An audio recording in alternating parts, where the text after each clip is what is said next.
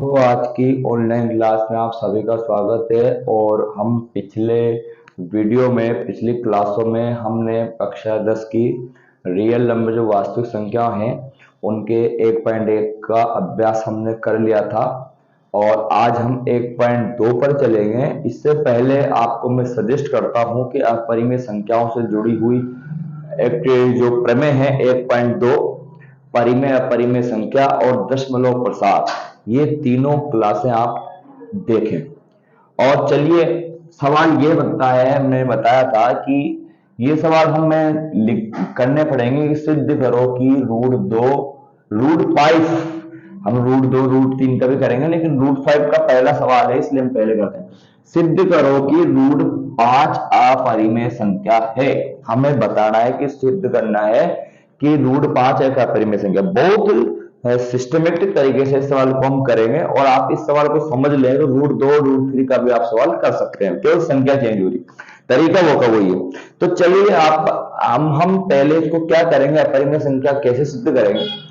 अपरिमेय संख्या वास्तविक संख्याओं का दो पार्ट होती है, परिमेय अपरिमेय। जो संख्या परिमेय होती है वो अपरिमेय नहीं होती है, जो संख्या अपरिमेय होती है वो परिमेय नहीं होती है। तो इसके बारे में हम उल्टा मान के चलेंगे। इसमें आप सभी गौर कीजिए, बने रहे एंड तक। बहुत सिंपल सवाल है लेकिन थोड़ा सा ये जो लैंग्वेज होता है वो थोड़ा सा हमें समझना पड़ेगा।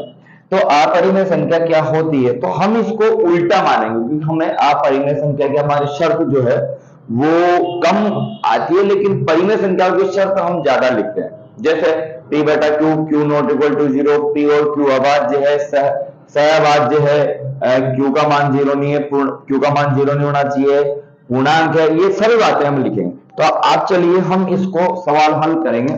तो हल करने में हम इस संख्या को हम पहले परिमेय संख्या मानेंगे और परिमेय संख्या मानकर फिर इसकी हम शर्तों को जुटलाते जाएंगे। उसके बाद चलिए हम शुरू करते हैं। तो हम पहली लाइन लिखेंगे, माना कि √2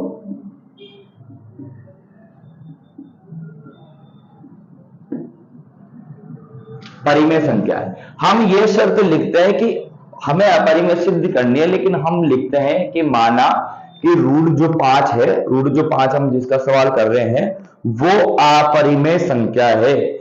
आप परिमेय संख्या नहीं मान के मानते उसको परिमेय संख्या है। तो माना कि √5 परिमेय संख्या। अब परिमेय संख्या की शर्त जो आपने दे रखी है, परिमेय संख्या जो या तो p बटा q के दो या a बटा b के दो, हम a बटा b मान के सवाल करते हैं। तो √2 जो होगा, √5 जो होगा वो a बटा b होगा, यानी p बटा q a बटा b बात बराबर है। जहां b का मान 0 नहीं होगा, यानी हर का मान 0 नहीं होगा। a और b जो है वो पूर्णांक और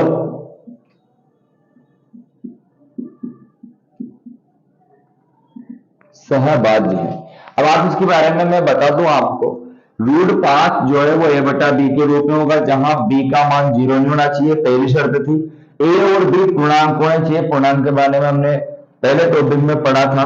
और सहभाज्य संख्या का मतलब हमने बताया था कि सहभाज्य संख्या वो होती है जो दो या दो से ज्यादा सहभाज्य संख्या वो होती है जिनका HCF एक होता है, यानी जिन दोनों में किसी अन्य संख्या का भाग नहीं जाता है, तो वह सहभाज्य यानी को प्राइम नंबर जिनको हम कहते हैं।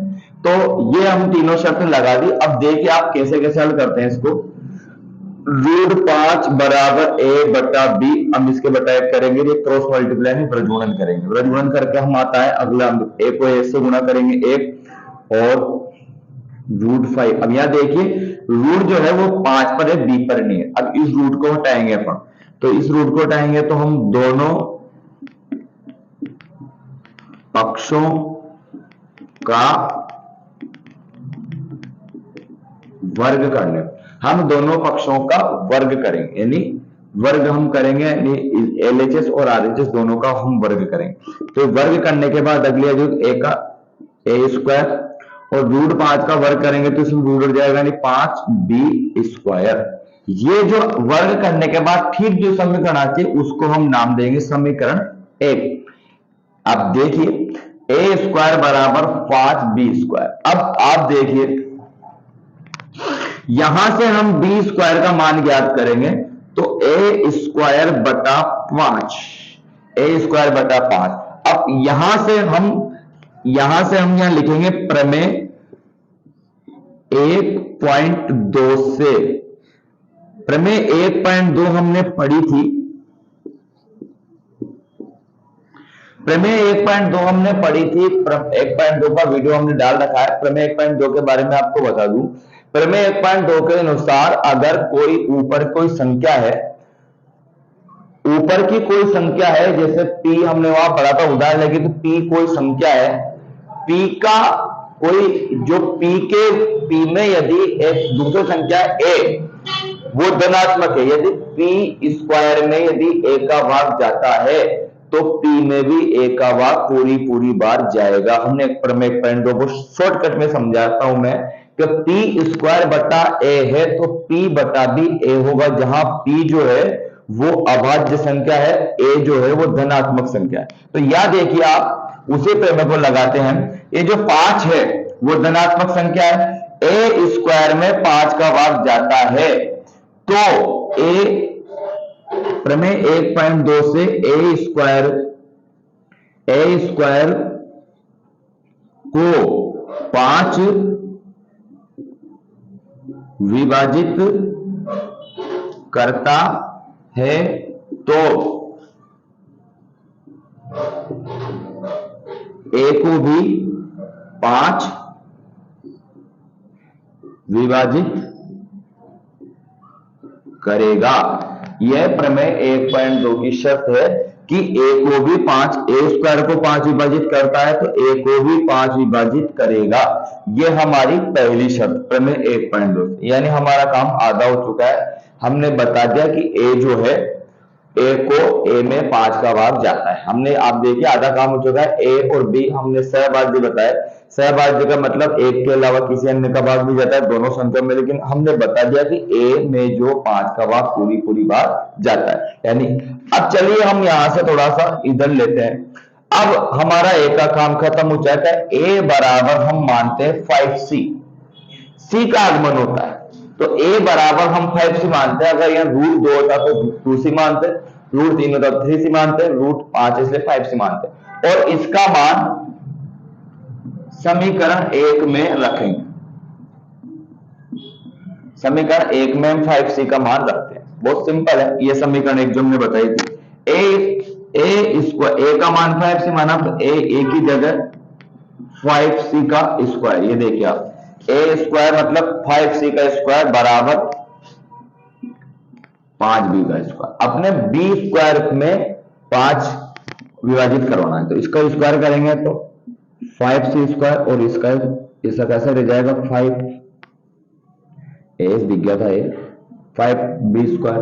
अब देखिए आप यहां से c स्क्वायर का मान देखें तो 5b स्क्वायर, और ये जो 25 है इसका पक्षांतरण करके हम इसको नीचे ले जाएंगे, अपोन में लाएंगे, तो c स्क्वायर बराबर ये कट गया b स्क्वायर बटा 5। अब वही प्रमेय 1.2 से 5 धनात्मक संख्या है, और a और b हम सहभाज्य मान चुके हैं, a और b हमारे सहभाज्य हैं, यानी आप देखिए कि b स्क्वायर बटा 5 प्रमेय 1.2 से, जैसा यहां लिखा था मैंने, प्रमेय 1.2 से a स्क्वायर को 5 विभाजित करता है तो a को विभाजित करेगा, उसी प्रकार ये 5 जो है b स्क्वायर को 5 विभाजित करता है तो b को भी 5 विभाजित करेगा। यह प्रमेय 1.2। अब आप गौर कीजिए पूरे सवाल पर, हमारा सवाल खत्म हो चुका है। देखिए आप 5 जो है वो a को भी 5 विभाजित करता है और 5 b को भी विभाजित करता है। स्पष्ट हम देखते हैं, अब आप समझने की चीज थोड़ी, a और b दोनों को 5 विभाजित करता है, ए और बी दोनों को 5 विभाजित करता है, ए और बी दोनों को 5 विभाजित करता है। हमारे यहां से यह आएगी, ए को भी 5 विभाजित करेगा, बी को भी 5 विभाजित करेगा, दोनों को 5 विभाजित करेगा, यानी दोनों का एचसीएफ कुछ आए या नहीं आए 5 तो आएगा दोनों, क्योंकि ए और बी दोनों का जो उभयनिष्ठ गुणनखंड है, एचसीएफ का मतलब हाई कॉमन फैक्टर, जो उभयनिष्ठ गुणनखंड है, यानी ए में भी 5 का भाग जा रहा है, बी में भी 5 का भाग जा रहा है, यानी ए और बी का जो एचसीएफ है वो कम से कम 5 तो आएगा, यानी ए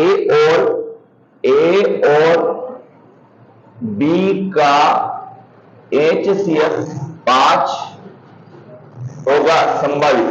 अब आप देखिए, अतः ए और बी सह अभाज्य संख्याएं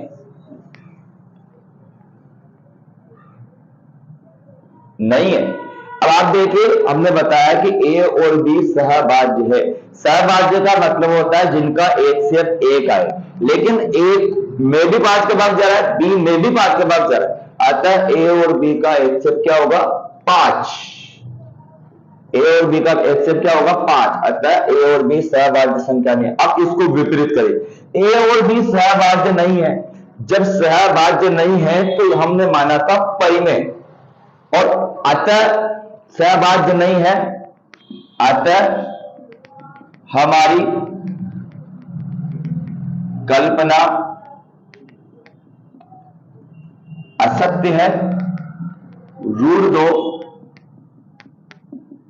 परिमेय संख्या नहीं है। √5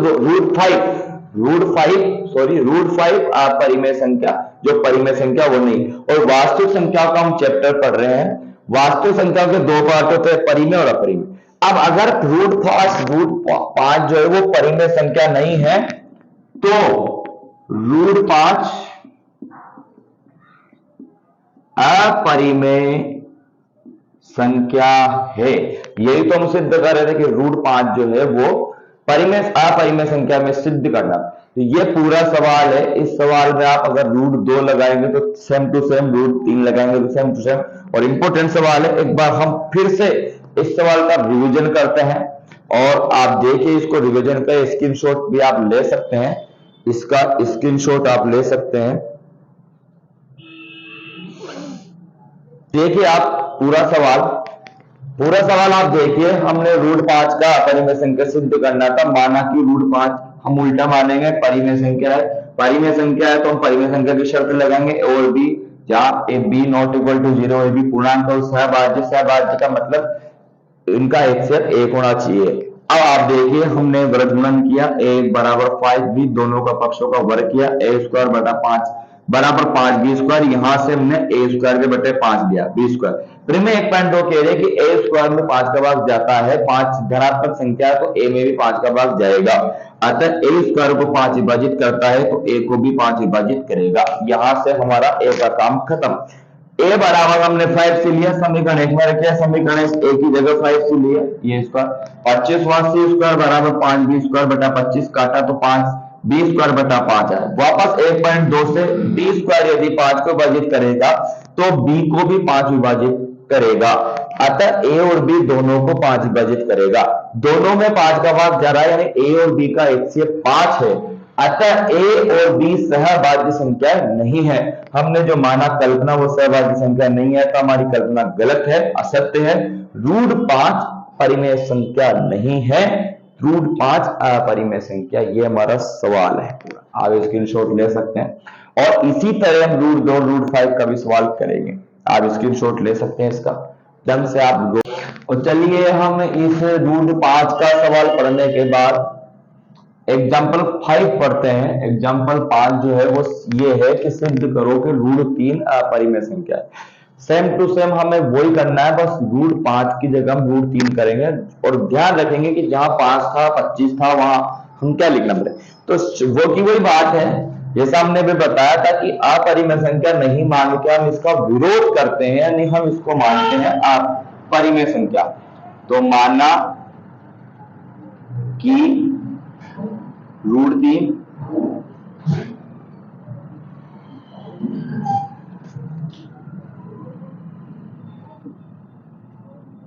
परिमेय संख्या है।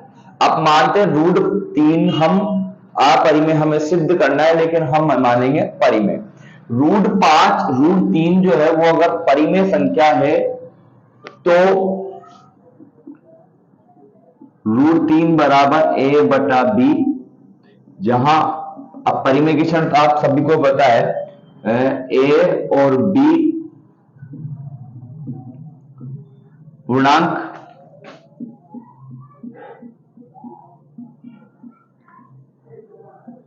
सहभाज्य है और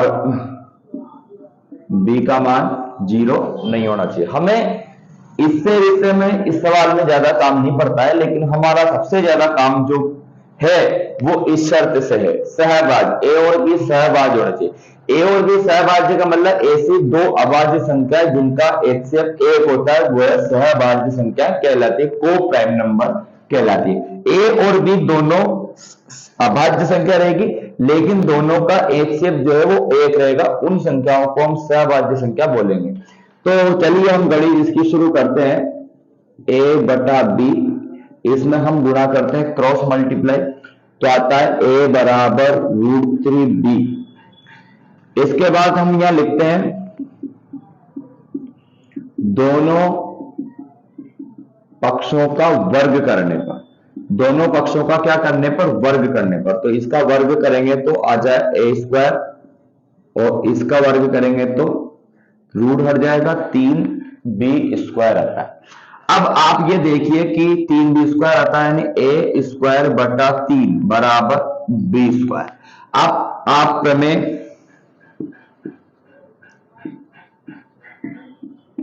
1.2 से, प्रमेय 1.2 क्या कह रही है? प्रमेय 1.2 ये कह रही है कि यदि p कोई अभाज्य संख्या या a कोई अभाज्य संख्या है, उसको यदि कोई धनात्मक संख्या, धनात्मक पूर्णांक संख्या यानी धनात्मक संख्या विभाजित करती है p² को या a² को, तो वह धनात्मक संख्या a को विभाजित करेगी, अगर p माने तो p को विभाजित करेगी। तो हम अभाज्य संख्या जो हमने मानी है वो a मानी और b मानी। तो सहभाज्य मतलब अभाज्य भी है और सहभाज्य भी, जिनका ऐसे पे करा है। तो a² में 3 का भाग जाता है, तो प्रमेय 1.2 के अनुसार a अभाज्य संख्या है। a तो ये जो 3 है प्रमेय 1.2 के हिसाब से a² को 3 विभाजित करता है, तो a को भी 3 विभाजित करेगा। अतः प्रमेय 1.2 के अनुसार ये कहते हैं कि a² में 3 का भाग पूरी बार जाता है, यानी 20, क्योंकि b पूर्णांक ही है, b²। तो a² में जो 3 का भाग जाता है, प्रमेय 1.2 के अनुसार यह 3 यानी a² में 3 का भाग जाता है, तो a में भी 3 का भाग जाएगा, यानी a को भी 3 विभाजित करेगा। ये हम समीकरण 1 नाम देते हैं। अब आप गौर कीजिए, a का काम हमारे खत्म हो चुका है इस सवाल से। अब a बराबर हमने वहां 5c लिया था, हम यहां लेंगे 3c और इसका मान समीकरण 1 में रखने पर, जहां जो c है, जहां c भी पूर्णांक है, जहां c क्या है, पूर्णांक, तो वहां हमने c पूर्णांक के बारे में नहीं लिखा था, आप लिख ले। a बराबर 3c का मान समीकरण 1 में रखेंगे अपन, तो रख दो बराबर, इसमें हो गया 9c² बराबर 3b²। हमें b² के बटे में लाना है, जो भी लाना a और b के, जैसे वहां a² के बटे में लाए 3, अब यहां उसी प्रकार से b² के बटे, तो c² बराबर 3b² बटा 9, ये कट गया। तो बी स्क्वायर बटा 3 बार कटा। अब यहां पर आप देखिए फिर से प्रमेय 1.2, प्रमेय 1.2 के अनुसार सी अभाज्य सी पूर्णांक संख्या है, यानी बी स्क्वायर को 3 विभाजित करता है तो बी को भी करेगा। ये प्रमेय 1.2 इसलिए हमने पढ़ाई थी, उसका वीडियो हमारे प्लेलिस्ट में अपलोड है, उपलब्ध है, आप देखिए उसको। बहुत 5-6 मिनट का वीडियो है, आप शॉर्ट प्रमेय देखिए कि यदि कोई अभाज्य संख्या के वर्ग को कोई धनात्मक संख्या विभाजित करती है तो वो अभाज्य संख्या को भी वो धनात्मक संख्या विभाजित करेगी नहीं। बी स्क्वायर में 3 का भाग जाता है तो बी में भी 3 का भाग जाएगा। अब क्योंकि हमने देखिए आप ए और बी सहभाज्य माने थे, ए में भी 3 का भाग जा रहा है, बी में भी 3 का भाग जा रहा है, यानी ए और बी दोनों किससे विभाजित है?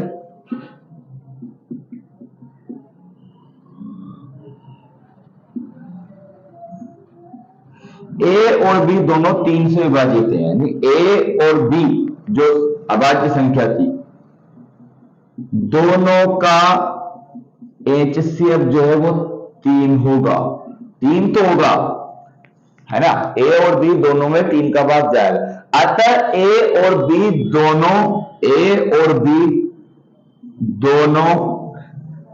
दोनों सहभाज्य संख्या तो नहीं होगी। सहभाज्य संख्या में बताया दोनों का HCF 1 होता है, या दोनों का HCF 3 आ रहा है, दोनों सहभाज्य संख्याएं नहीं है, सहभाज्य संख्या जो वो नहीं है। ए और बी दोनों सह अभाज्य संख्या नहीं है, या मैं बताया सहभाज्य संख्या है, हमने यह बता रहे हैं, हमने सिद्ध किया है कि सहभाज्य संख्या नहीं है। अतः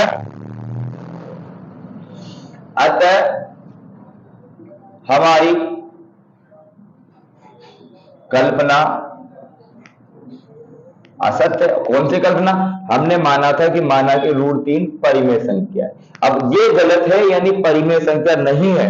वास्तविक संख्याओं का चैप्टर चल रहा है, परिमेय संख्या जो नहीं होती वही वास्तविक संख्या अपरिमेय संख्या होती है, तो जो वास्तविक संख्याएं परिमेय नहीं है वही संख्या अपरिमेय, अतः असत्य है। अतः √2, √5, √3, रूट जो 3 है वो परिमेय संख्या नहीं है, अतः √3 अपरिमेय संख्या है। ये हमारा सवाल है, बहुत सीधा सवाल है। √5 का अगर आपको समझ में आ गया तो √3 का भी आ जाएगा, और ये एग्जाम्पल 5 है। √2 का भी इसी तरीके से है, आप इसमें संख्या बदल ले तो √2 का हो जाएगा। तो ये आप पूरी अगर हम कर दे तो √2 का सवाल बढ़ जाता है, तो आप पहले √3 का ये सवाल देख लें। अब इसमें हम अगर गौर करेंगे तो अगर संख्या हटा देंगे तो √2 का भी बन जाएगा। जैसे मैं आपको बता रहा हूं, √2 का सवाल बता रहा हूं, ये जो √3 का सवाल है वो आपको समझ में आ गया होगा। अब इसी प्रकार से हम अगर हमारे सवाल आ जाए √2 का, तो √2 का सवाल कैसे करना है? जैसे आ गया सवाल √2 परिमेय संख्या है, तो वही √2 a बटा b पूर्णांक सहभाज्य। अब यहां √2 तो जो आएगा वो आएगा √2b, दोनों पक्षों का वर्ग करेंगे तो √2 उड़ जाएगा, ये √2 का। अब b स्क्वायर a स्क्वायर बटा 3 है तो a स्क्वायर बटा 2, यानी अब प्रमेय 1.2 से a स्क्वायर को 2 विभाजित करता है तो a को भी 2 विभाजित करेगा। हमारा काम अब हमें जैसा वहां 5 से माना था, यहाँ 3 से माना था, अब यहां हमें मानना है 2c। समीकरण 1 में रखने पर जहां c पूर्णांक है तो इसमें समीकरण 1 में रखे तो a स्क्वायर की जगह में 2c रखना है, ये 2c रख दिया।